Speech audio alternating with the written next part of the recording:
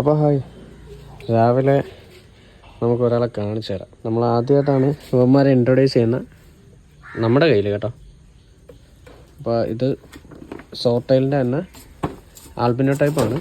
കൊഹാക്കോസോഡെന്ന് പറയും, കോയി സോർട്ടൈൽ എന്ന് പറയും. അപ്പോൾ ഇതിൽ നമുക്കൊരു 5 പേര് നമുക്ക് സെയിലിന് പരുവായിട്ടുണ്ട്.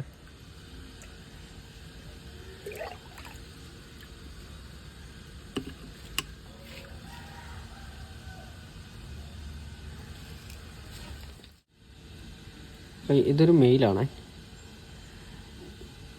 നല്ല കളറുണ്ട്, നല്ല റെഡ് കളറുണ്ട്. ടൈല് വരുന്ന ടൈപ്പാണ്, അതായത് സോഡ് വരുന്ന ടൈപ്പാണ്.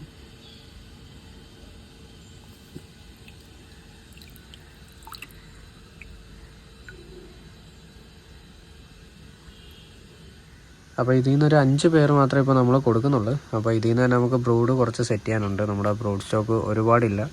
അതുകൊണ്ട് തന്നെ ഇതിൽ നിന്ന് കുറച്ച് പീസ് നമ്മൾ ബ്രോഡ് സെറ്റ് ചെയ്യും. അതിൽ നിന്ന് ഒരു 5 പേര് നമ്മൾ സെയിലിനും ചെയ്യുന്നുണ്ട്.